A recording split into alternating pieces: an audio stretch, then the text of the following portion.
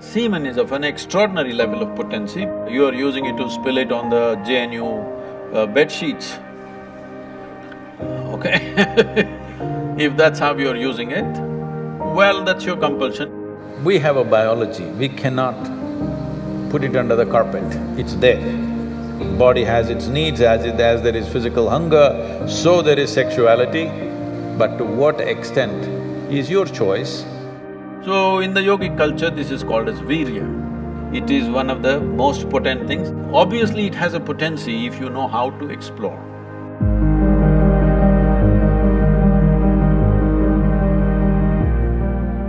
Namaskaram, Sadhguru. I want to know that when a student steps into college, all of a sudden he or she gets access to a huge amount of pornographic material which so far was off limits for him or her. And in the process, he or she enjoys that, and as we said, he or she experiences heaven on earth. But, and we even have nicknames for those people who overdo it. They masturbate. We overdo it sometimes. So how do we know how much of that is good or bad? And so can we have the truth about masturbation? Oh, looks like a popular question, eh?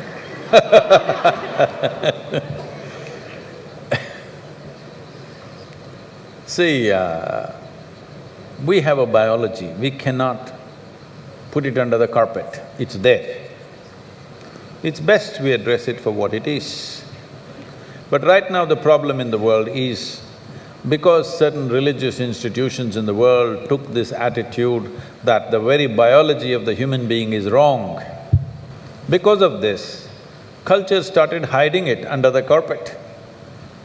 Well, in this culture we never had it, but after the British came and left, we became more prudish than the British. But before that, if you look at our temples, all the outside temple art is all pornographic, if that's what you want to call it. But we don't call it pornographic, we are only talking about the various dimensions of human biology. Because we don't see it as wrong, but we see it as the periphery of life. If you stay there only, you will stay on the physical dimension forever, you will not explore anything else. So in the temple, always it's the periphery. You are supposed to look at that and understand it's the periphery of life and try to make an attempt to go deeper, but at the same time not to be in denial of it. Not to glorify it or not to be in denial of it is the most important thing.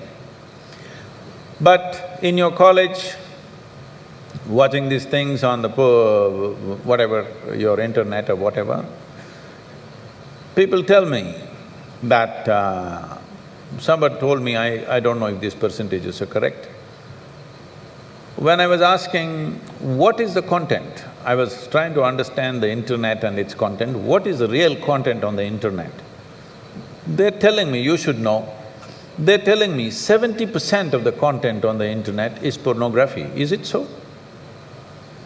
Is it so? You must be the expert.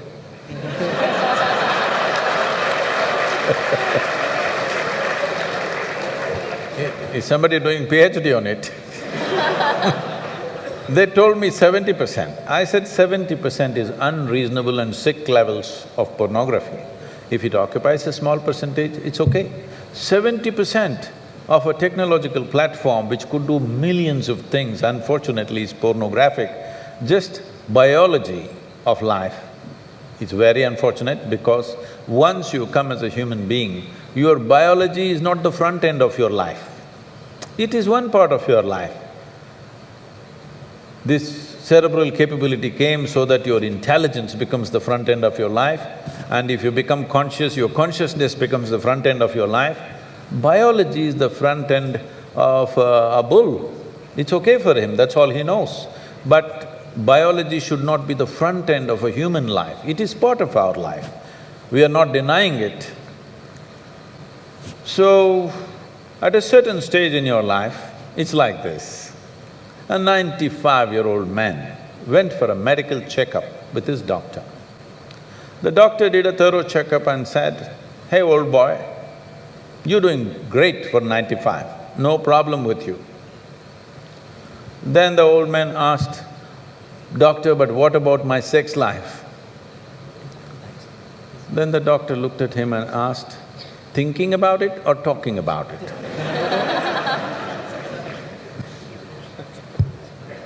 So at different stages of life, there are some times you only think about it and talk about it, there are some times you indulge in it. These are passing phases of life. How much of it is needed for you, you are the best judge. But at the same time, you came here not to explore your biology. At least you should have gone to MSc in biology. You shouldn't be wasting your time in a technological institute exploring biology. Does it mean to say you don't have biology, you don't have biological needs? You have, it's fine, but it must be on the periphery. It should not become the core of your life because it will reduce you in the sense. A creature which was purely biological evolved into a place which has an intelligence of its own beyond its biology. See, animal intelligence works for its biology alone. How to get its food, how to get its mate, this is all its entire life is. If human intelligence also functions like that, you are bellying the evolutionary process. You are seeing how to go back, take the evolutionary process backward, not necessary. This does not mean you do not have a body has its needs, as there is physical hunger, so there is sexuality. You have to address it in some way, but to what extent is your choice, but definitely it should not be the front end of your life because you're rolling back evolutionary scheme of putting your intelligence and consciousness in the front. Instead of that, you're putting your biology in the front.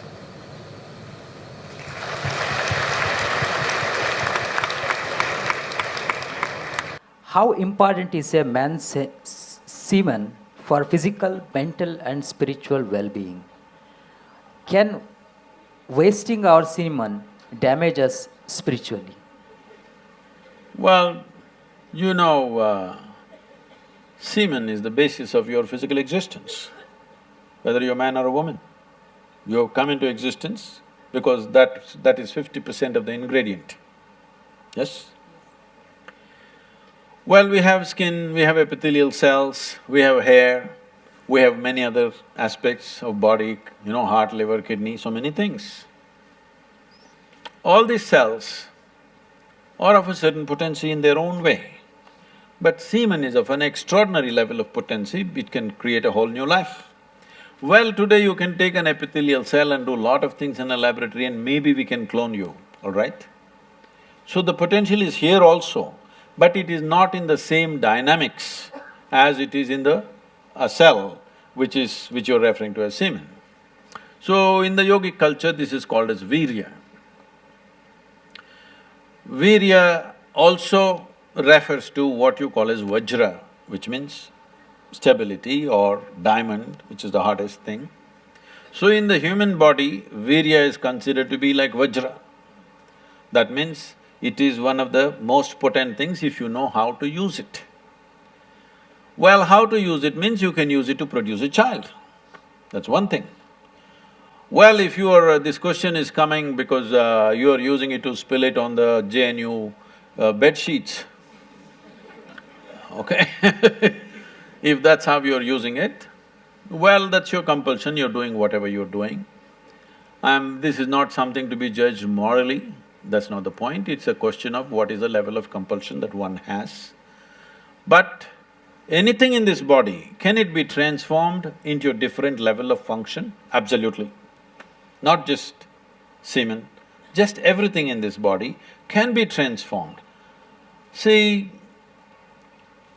suppose I gave you all soup-making ingredients, same soup-making ingredients to every one of you. Do you believe all of you will produce the same soup? No. You will produce 500 varieties of soups, those same ingredients. That's all that's happened with us right now. All of us are fundamentally same ingredients, but see how different each one of us are. Different soups. Well, if I give you soup-making ingredients, either you can make a great soup or a lousy soup. Depends what kind of skills you have, isn't it? So this goes for everything, not just for semen. Every dimension of your body and your mind, you can transform into something tremendous, or you can make it mediocre, or you can make it a serious problem. Every aspect of your life.